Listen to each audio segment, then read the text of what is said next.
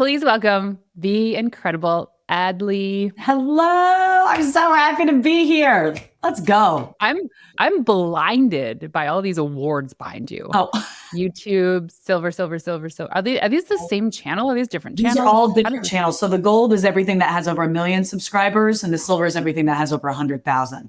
And then we got a couple more. And we've only been on YouTube just at a year. So this is, what? I know it's very new to us, but it's just the content, the type of content that we teach people to make is the only good testament I can give to these successes behind me. Okay, that is awesome.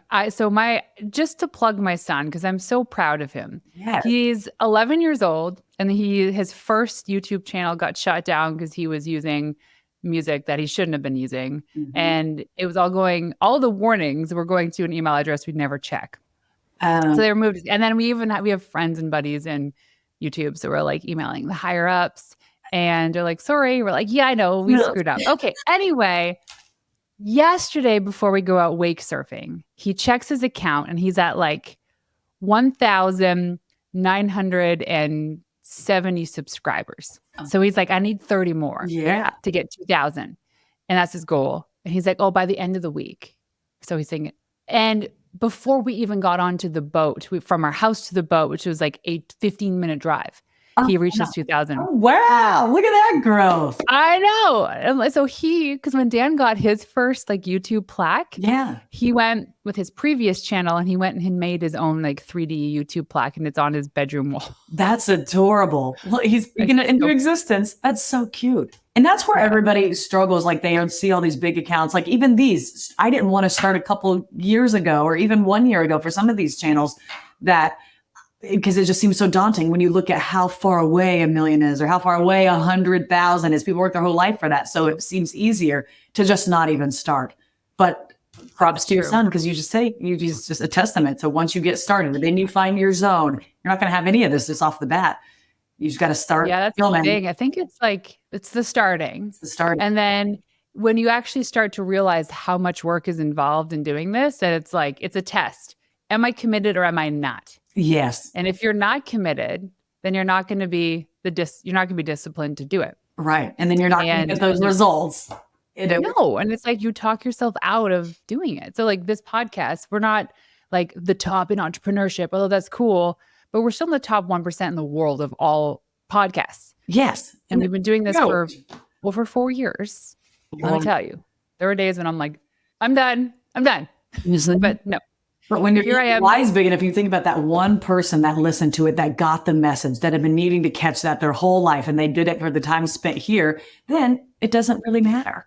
You know, if you're at the top of the top, if you're living out your mission, the rest is just vanity. That's so true. You know, and followers and view counts and all of this. That's it. Although you make a crap ton of money because people view your stuff. That is why I care. But you are changing lives. And then and then you can 7Y yourself to death, right? Then why do you care about the money? Why do you care about the fact that you? But that's the thing. It's like yada. You can always make the money, and people think that's such a like facetious or entitled thing to say, but it's true. They're like it's abundant. You can always make the money.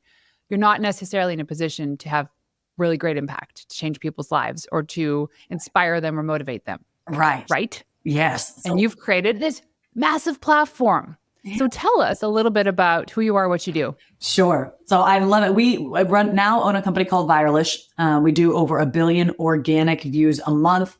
And that's just weaving popular brands into cultural entertainment, into memes, into viral videos, into influencer videos. So you just start seeing something everywhere. So we'll take that brand messaging, that narrative, wrap it in a viral video, essentially, and present it to the world. And in most cases, you'll never know that it's actually an ad. It comes across more like product placement. Yeah, you're good at that. So there was one you did. You were talking on this podcast with Nissan. Were you working with Nissan? Oh, this was a very, very long time ago. Yeah, but still, the example is like brilliant because I want to ask you how you even come up with these ideas. But tell us about this one little thing that you did. Oh, yeah. So this was the OG viral video day. This is before I knew you could make a living staging viral moments or just fun things between couples that seem really relatable. They're a 10x relatable moment, you know? And so it could be for your business. It could be for yourself or just to do what we do, which is we'd like to prank each other. and have a little bit of this levity in our lives. But this moment was, how do we help Nissan tell a great story? How do we do a give back campaign to somebody who had just lost their family in the Oklahoma tornadoes and their transportation and a brand new baby they had lost in this tornado? It was terrible. Oh, no. And so like, okay, what can we do to help? And I was a musician at the time. And that was the only little bit of leverage I had to get any type of notoriety to pull something together. But I used a little bit of leverage that I had, saying, hey, we're going to, if people tweet 200 times about my last single on Twitter, then I will steal a country music star's car. And so I was just thinking, how do you organically get people to share a video or share a tweet or share and talk about anything, was having a high stakes thing that you want to see happen.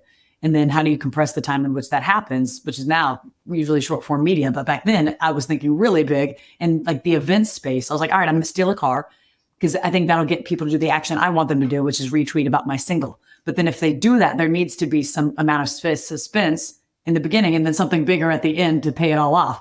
And so I said, Nissan, if I steal Joe Diffie's car and then I kick off a 3-day social media goose chase with Joe Diffie being like, hashtag where's Adley?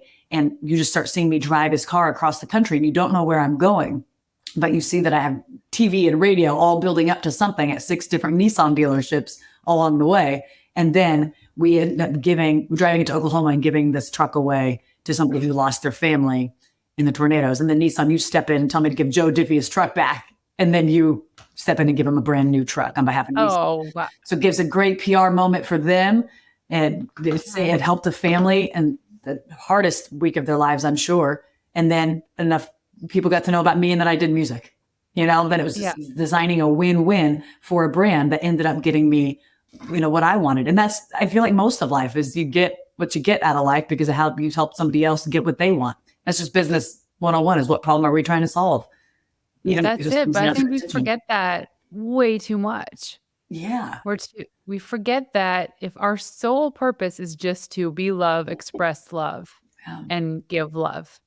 I guess it, really. Yeah. And I don't know that. I heard this from Vishen Lakhiani. I don't know if he's the one who originally said it, but he said, if you wake up and every day you wake up, you make your life a life of service. You're never going to wake up lonely, depressed or anxious another day in your life. Because when you're thinking about other people and how do I solve their problems and how can I make them smile today, I'm not as worried about myself. My entire existence and life and purpose just became about bringing joy to somebody else's life, whether that's by way of my business or just hopefully by me being who I am as a person outside of the business. The business is just a tool to extend yourself to more and more people, Yeah. I call this philosophy. Go ahead. The philosophy I called the happy garbage man. So the happy garbage man is, if you think of these people that have jobs or roles or positions that we could never fathom wanting to do. Mm-hmm. But so then we project our assumptions of this person is this high school dropout. They must hate their job. Well, where we live, these are civil servants. Yeah. So they actually get paid okay. They have vacation time. They have all the benefits in the world. They're just driving trucks, picking up trash. And you know what? A lot of these people are happy. Yeah. They're the happy garbage man. They're doing a job that most of us don't like, yet I see these guys out there, they're singing, they're dancing, they're waving at the neighbor's dogs. Right? You see these with the FedEx guys in those viral videos where the FedEx guys know everybody's dog. Yeah. Because they're going to deliver and the dog knows who it is. Oh my God, he's going. The mailman. So the happy garbage man is a philosophy where you just need to be happy in what you do, where you are, who you're with. Mm.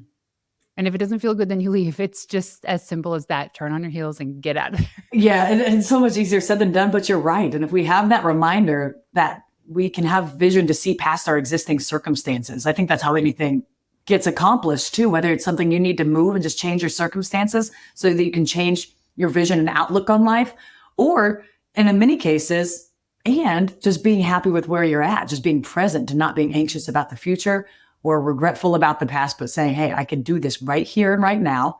And then that's going to frame what reality do I need to continue and behavior here needs to continue so I can feel this way every day of my life. Yeah. Man, that's like enlightenment. Yeah, just bring the future to you. I think a lot of people get the love or the law of attraction a little bit backwards too. I think it is the law of resonance first.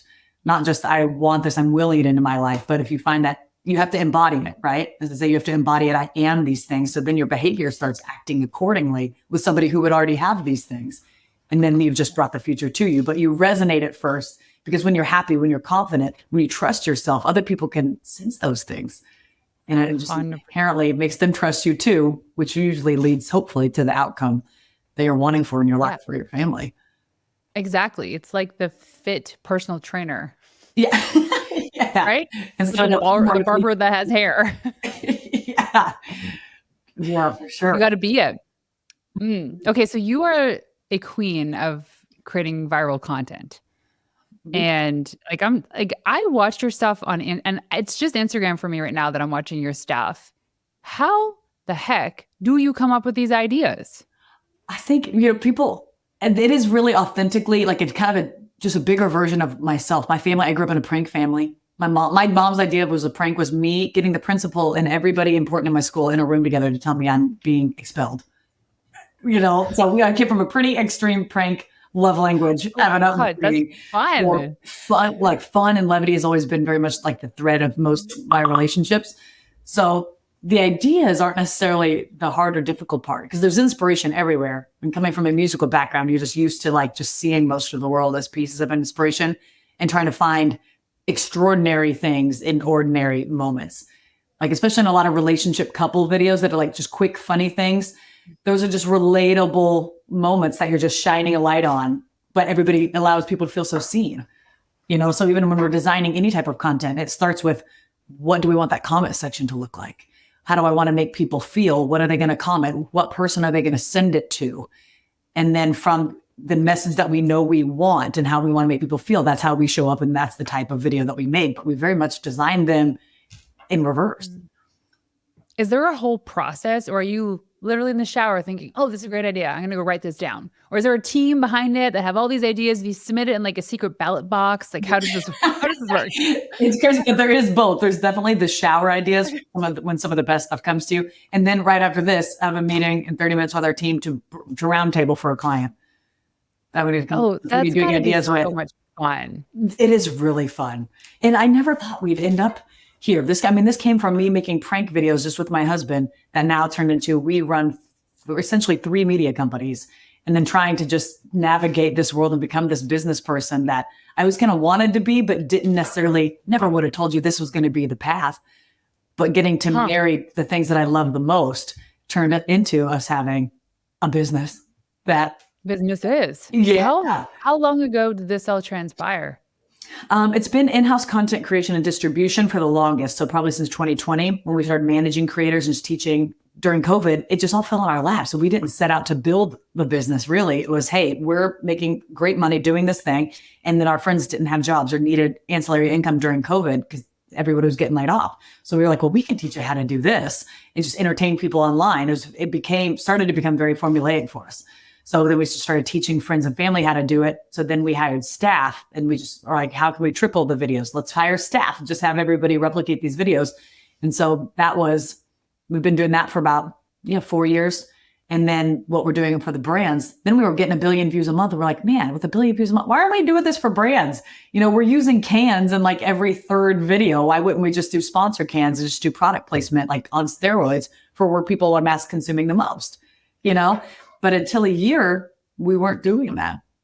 And now that's probably the bulk of our job at this point. Now, did you just kind of figure this out, or did you see other people doing this? No. I saw other people making viral content, but not leaning to what it would turn into to manage a bunch of other people and then see the gap where now brands really need high-level content creators and they're trying to hire influencers and get in on how you do this. But then you're usually pretty unexcited about the results because essentially if you're saying, hey, Ad, I'll pay you 10 grand to post this, you're just essentially posting for the real estate. You're not posting for an outcome. I can't guarantee you an outcome.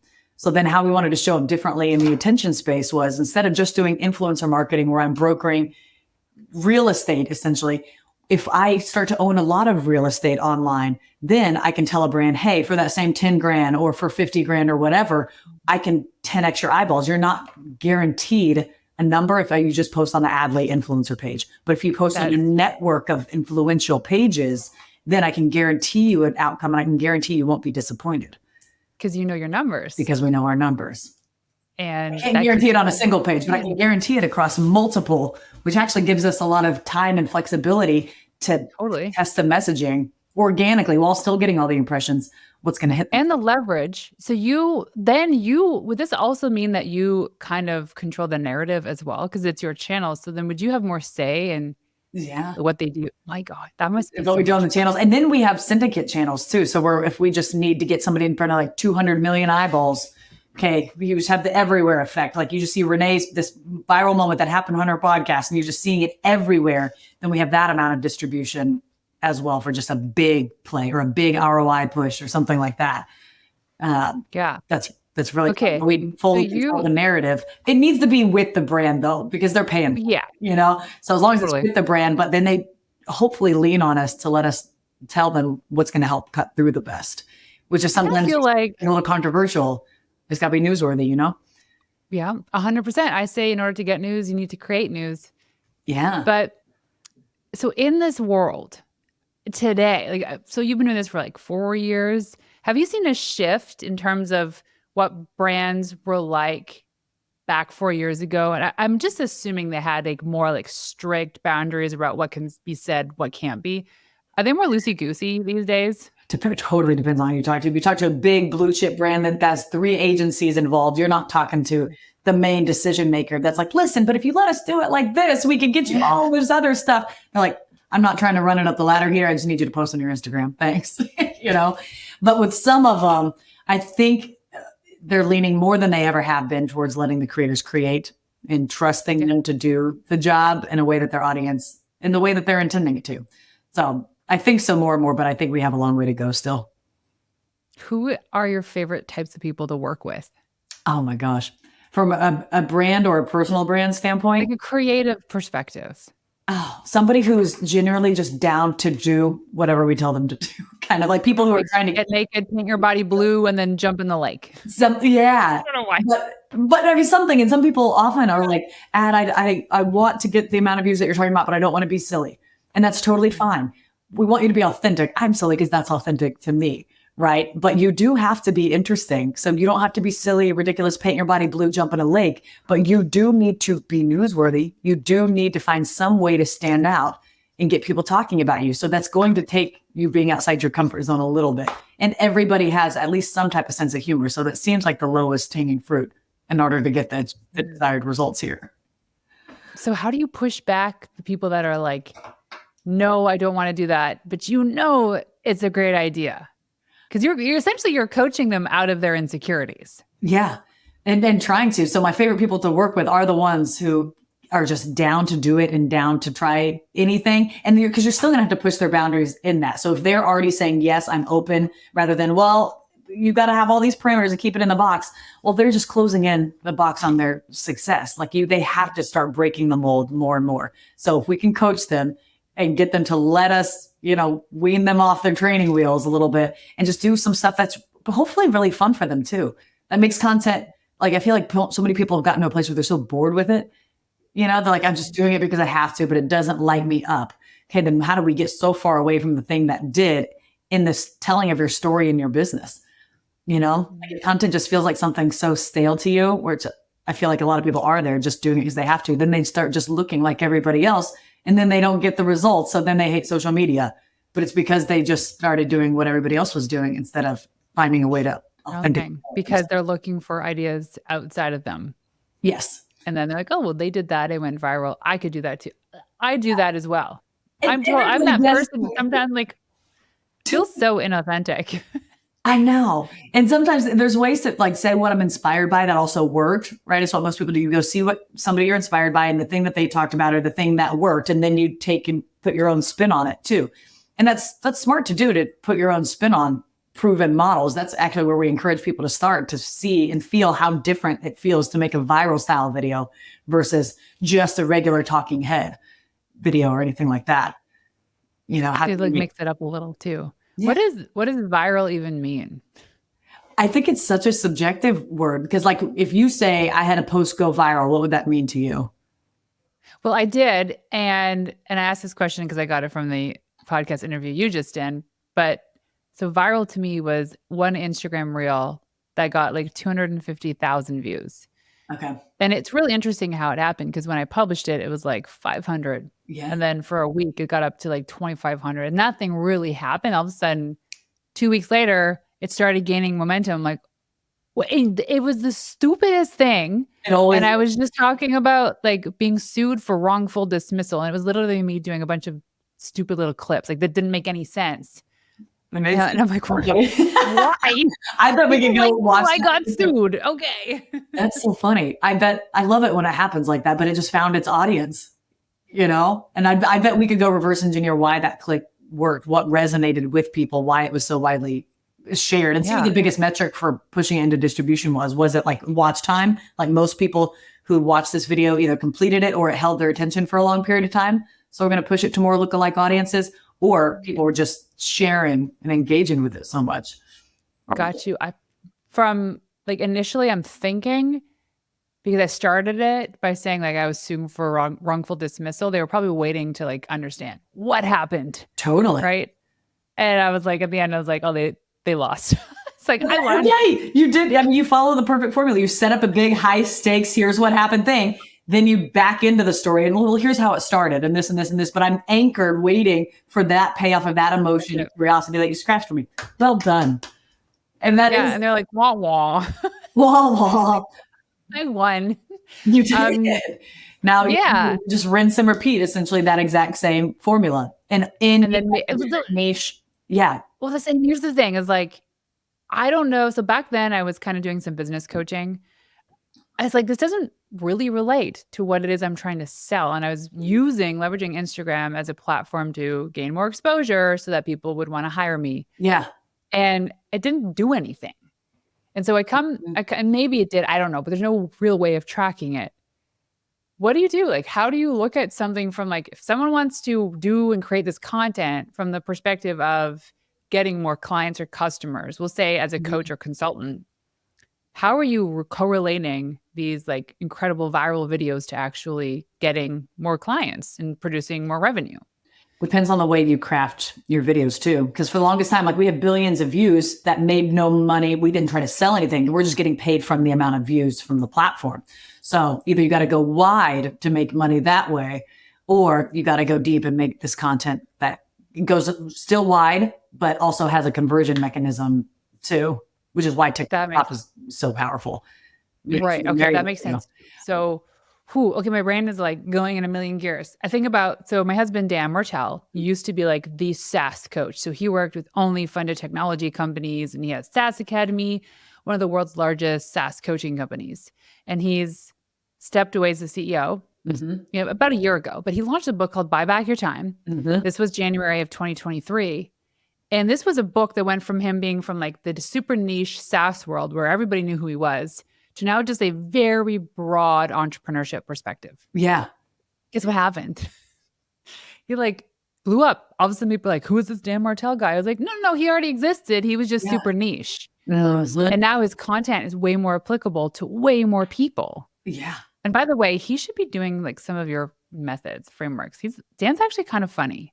He's I laughed at our interview together way more than I thought I would. And gosh, of course, I learned so much because I'm in the season of trying to buy back my time. I was soaking it up. But it's true. How are you going to convert to more sales? So there are a couple people in his world that are right now like, how do we get 10 million views? Like, give me 10 million views in front of my target market. And so we do a lot of that. We craft the narrative of what this is going to look like. Then I say, okay, here's the syndication network. We're going to put you on these pages and let's go to town. And then the budget just dictates how many eyeballs we can reach. So it's just a different form of organic pay. Got it. But it's more culturally relevant than Dan or you running ads for yourself. It's way cooler to see that same thing as an ad across all these meme pages, essentially just talking about this viral, awesome moment that you had. That just validates you. And it's cheaper than running ads. I don't even know this world. And I should know this world. So it's kind of like you could generate the revenue by eyeballs across and growing. Okay. Or there's like super niche where you're getting the revenue from getting customers. Right. And so this just puts you in front of, we design content in a way that It's going to appeal to your followers, but we try to get 99% of the views happening from non-followers. That means they're coming from recommendations. Oh, Big video that gets way past your existing kind of reach is coming from recommendations. And so we help people design content that gets them more discoverable so they can get in front of these new eyeballs, in front of these new audiences organically on their own. And then if they will ever want to do like, shout outs and syndication distribution with us, then that's another option. But because they've grown their following, then they have that leverage. Yes.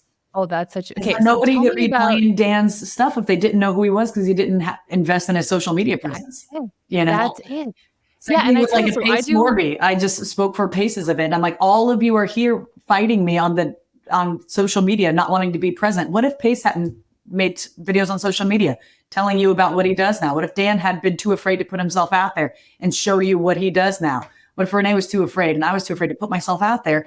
You would not, they wouldn't be making any money off you being in these chairs right now or being in this coaching, but you wouldn't have all of these tools. Aren't you glad that he put himself out there on social media?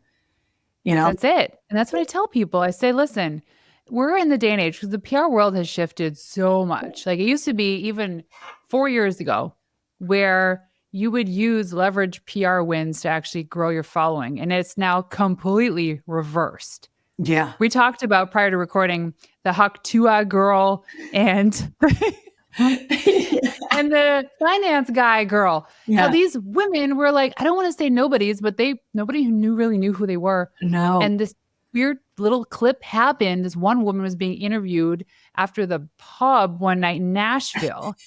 And all of a sudden now she's like, I don't even know what's going to happen with her. Oh, yeah. I mean, she was on Jack Bryan's stage. Yeah. There's, so much money to be made. And it takes one video to change your life. Look at both of those cases. Clearly. What am I doing after this recording? We're going to make videos, girl. Or going to make videos. But it's wild. And so video just has the power to change your life. Whether it's one video like it was for those girls, or it is a lot of videos accumulated over time to help you build that audience that loves and trusts you in your niche and is going to buy from you. But the answer is video.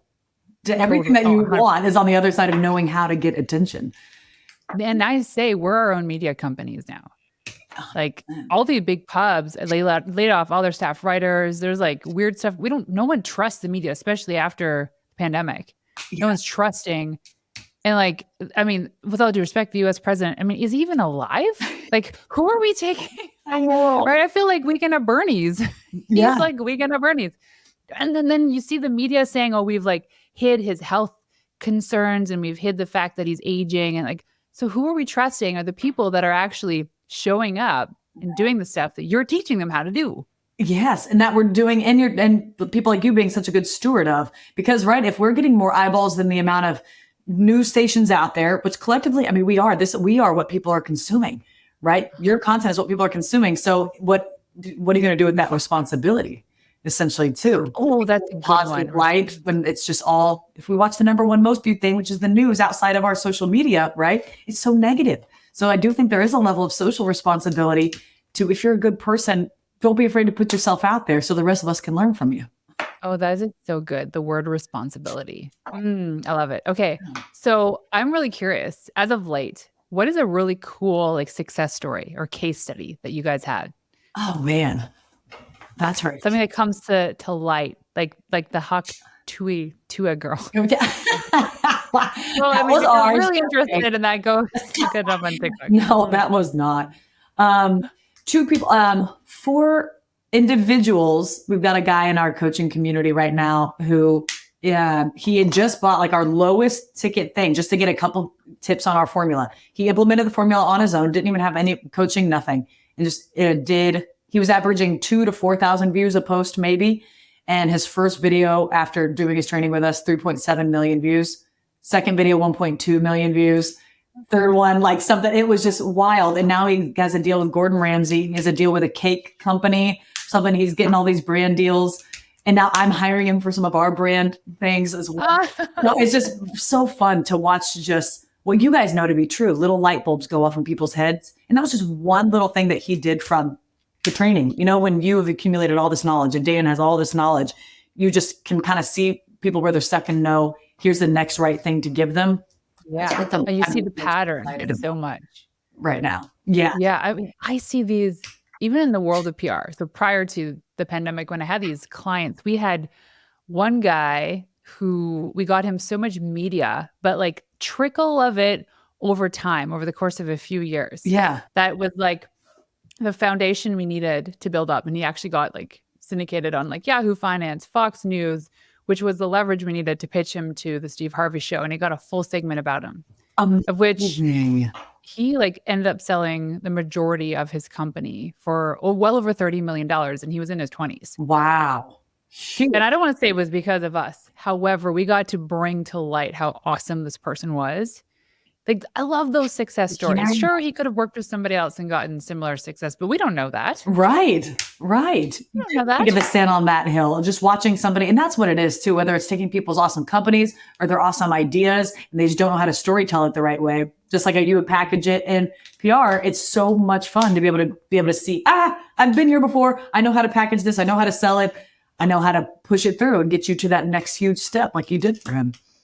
And you see the patterns in video. So you have some videos on Instagram, as an example, where I guess, who is the man in these videos? Is this your partner? Depends on which man and which video. Okay, well, they're like one building stuff.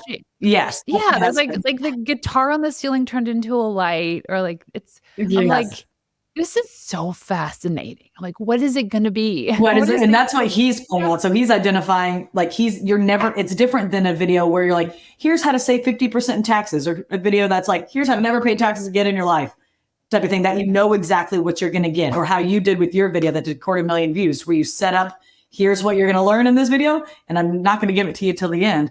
The difference is the visuals about a storytelling. That's it. And people are just obsessed with like refurbishing old things, I guess. Visuals and not knowing where you're going. So in the first videos, you know exactly where you're going. In the second one, you're going to keep watching his because you have no idea where this is going. And now you've created a niche that I got to scratch, Yeah. To see why. Well, so he's refurbishing an old dresser to be this thing that stores the TV that pops up in the back. Yes. I have compulsions in cleanliness, and I'm like, why the F is he doing this on a rug? I'm like so annoyed by the fact that it has to be vacuumed. That has to be like there's spray paint everywhere. And does it? Because if he had done it in a garage, though, if he had started refurbishing this set in a garage, would you have watched? Yeah. I don't know. But it was very interesting because I'm like, is he even an expert? Because why would he be doing this in the bedroom? Right. And so it's all those little triggers of emotion that got you to watch that versus I doubt either of us would probably watch if he just looked like a handyman in his workshop making a chair or making a cabinet. It's the location that is like in one of our formula pieces. That's number 7 of 6, where like location as the difference to make or break a video. Because the video itself is just like, I'm going to refurbish this cabinet, make it into something cool. But it gets 50 million plus views because of largely, in this case, there was several things that we did, but the biggest one being location. That was going to. Okay. So you're like, I'm just going to annoy people like Renee who have OCD, but she's going to listen and watch it to the end. Yeah. You think you're going to learn something, but you're also watching a visual transformation that has all these other psychological hooks. And then I'm thinking, because I had gotten an understanding of your content too, I was like, this is going to be a product placement for a vacuum cleaner. It has to be, because how are they going to clean up all this sawdust? That would be very funny, actually. We should just do a regular Blake video, but integrate any type of cleaning materials in at the end of it. Dyson or something. Yeah. Like, this is made for Dyson. Like, thank you. Thank you. I feel so much better. That'd be really funny. We just have a life sponsorship that's just cleaning, and the videos just end with me cleaning up after Blake. With that would be it. You would get me. You would 100% get me on that. Who refurbishes a dresser in the bedroom over a carpet, sawing something with wood pieces everywhere? And I would buy that vacuum because, look at what obviously this saved my marriage. Blake, that's how you get Blake it. Needs it. Saved my marriage headlines. Yeah. Well, I know what he's getting for his birthday. Deep cleaner.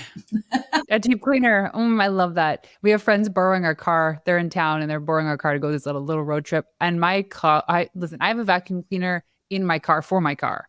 That's how obsessed I am with keeping a clean car. Oh, wow. And they're the opposite. Yeah. And so we were on this road trip with them, and there's like little bits of dirt in, and I'm like, Renee, nope, you're good. You're good. And they're like drinking like bubble tea and like pink Slurpees in the back. I'm like, Even my kids were gyrating because they know my rules. Yeah. I'm like, Renee, let it go. Let it go. It was a road trip though. You were stuck with them for a while. Yeah, but you know what? It's fun. They're gonna get the car detailed afterwards.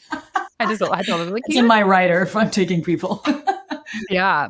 Okay. So, what are some cool things that are happening right now today in the world of creating viral content? What are you seeing successful for people today? What is successful for people? I mean, you guys already know this, so I'm not reinventing the wheel. I can't tell you enough though how much retention on your first 6 seconds matters. If you can get 90% retention on your first 6 seconds, you're going to be above the top 1%. You're going to be crushing it. And that comes straight from our cross platform.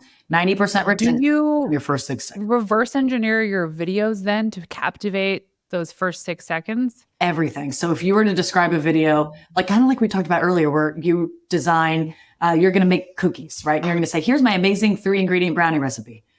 You just described the end of the video where most people are not going to make it to. So we design every video thinking like the viewer, like we are our first viewer, to where if you're going to pitch a video to me, you describe the opening 3 seconds. So describe the opening 3 seconds of like a cooking video. Oh my God, baking. I'm going to make my kids' favorite banana bread. Okay. So say you're in the kitchen and you take banana bread, or you take an egg and you crack it into the bowl to start making your banana bread.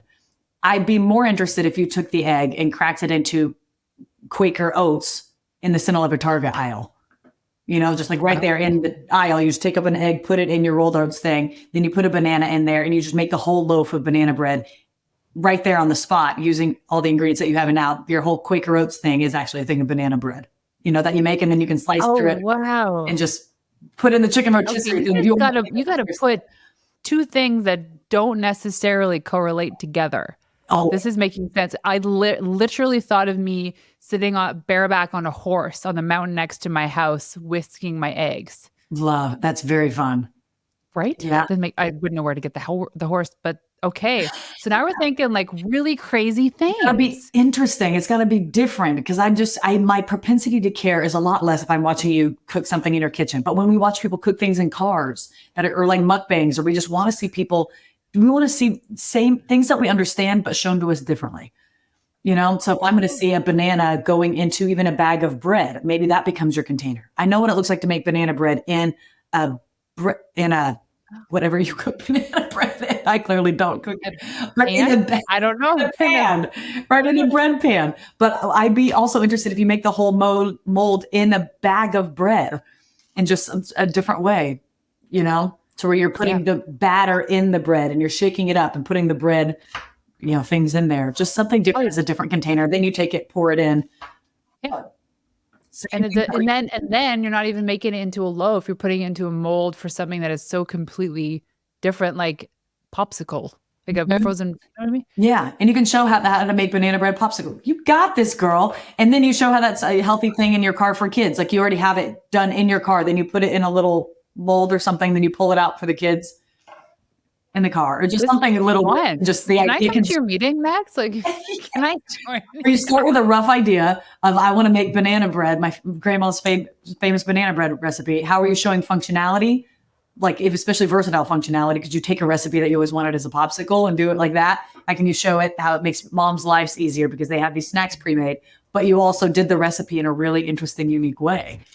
Okay. I love this. Man, your job must be so much fun. So now to say, like, the listeners are mostly like coaches, consultants, some product-based businesses, but there's so many things here. You can take as cues for making something completely off the wall, but very interesting. Yeah. And then the key is just making it to where, depending on who you are, what you do, making it be taken seriously as well. Like you can have it be very interesting, but also be a viable recipe, right? Where you wouldn't take it too over the top and you would play with, okay, do I want this to be truly functional, or do I want it to lean to parody side based on, do I want people to actually try this? And do I want to be known as a chef in a credible one. So you kind of got to design your parameters, but then you can just design the video accordingly. But you start it with what is that opening 3 seconds? And if I'm interested in your opening 3 seconds, like take an egg and put it in a bread container in the middle of Target aisle. That's step one. Yeah. I'd be like, okay, I'm interested. Keep going. Then they'd tell me the next step was to peel a banana and put that in the bag too. I'm still interested in this video where it's going. Okay, what's the third step? The third step is you spin it around and then you start just mushing it, mashing all the ingredients together. That's interesting. Okay. And we would have them design the video like that, the same way a viewer is going to experience it to decide if they're going to keep watching or not. And the end result is still the same. You have your bread. But you just don't design. Yeah. You just don't design your video that way. Oh my God, we could do this in our marriage. We could do this as parents. Yes, just reverse engineering the outcome. And if you look from a lot of even big movies that you follow or sitcoms and things that just hold your attention, like Ross and that relationship with Ross and Rachel, you'll think about that and watch till ever because that's an unresolved itch that you need scratched. So they can suspend you for 1 season, 2 seasons, however many seasons they want when you have an itch that big that you set up up top. Whether it's your movie or in this case, your video, we're just meeting people with where they're at and how they can content today. People on TikTok that are so good at creating like part 1, part 2, part 3. Yeah. Like I was watching a TikTok last night with my son, and this house, they found this like really random safe underneath the floor because they were redoing the floors. They found this floor safe. And like there's the third part video hasn't come out yet, but it's where they actually open the safe. And so now we're like refreshing. We're like, what is in the safe? Right? Well, that's really great. Yeah. So I get it. Okay. Coming across multiple videos, but that really is, suspense is the difference between good creators and the best creators in the world. The ones who can get you to watch once versus the ones who can get you to watch over and over and over again on either a piece of content or a mini series like you're talking about. Ooh, yeah. I love it. Juicy. Okay. So what is your offer right now? And who are you serving? How can people go online, find you, follow you, absolutely buy from you? We help people get more attention on whatever they want to get attention for. So it's just attention hacks. And you can go to goviralist.com and check that out there. We would love to coach you. It's a lot of this, like, you'll have an idea or somebody on the call has an idea and we just riff off and design their videos for them. Or we review videos where they said, this really isn't, I thought this was going to hit, but I don't understand why it didn't. And then we reverse engineer against our formula, why or why not, and what they can try different next time. And then oftentimes the next week they come back and they took a video that did 3,000 views and got it 30,000, or in some cases 3 million, just from the subtle tweaks of being in this community. Right.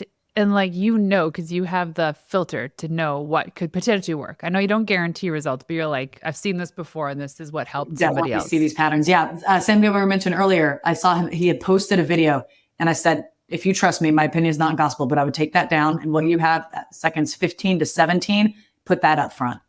Keep everything else the same. Just put seconds 15 through 17 as your opening shot. And it did over 4 million views.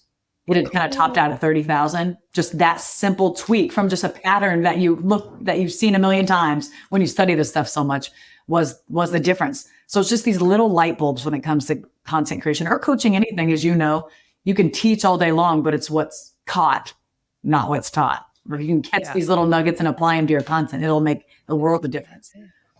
Oh, that's it. Okay. So one last question for you. When I ask you what it means to be a wild woman, what is that to you? In constant pursuit of discovering who I am most uniquely, underneath everything that that the world tells me that I am, or even this future version that I'm trying to be. I feel like being wild and staying wild is being in constant pursuit of what is the real Adley underneath what the world's making out they become, and being wild in the pursuit of that is going to keep you fearless. It's going to keep you taking chances, and it's going to keep you thinking outside of the box of what you're doing currently. I'm so excited to see what Adley 10.0 is going to be. Thank you for the inspiration. Me too. Yeah. Okay, so where can people go online to find you? Come on over to Instagram. It's fun over there. That's just Adley, Adley on Instagram. And then on those platforms, Adley or The Adley Show. Love it. Well, thank you so much for joining us today. I really appreciate you. This was wonderful.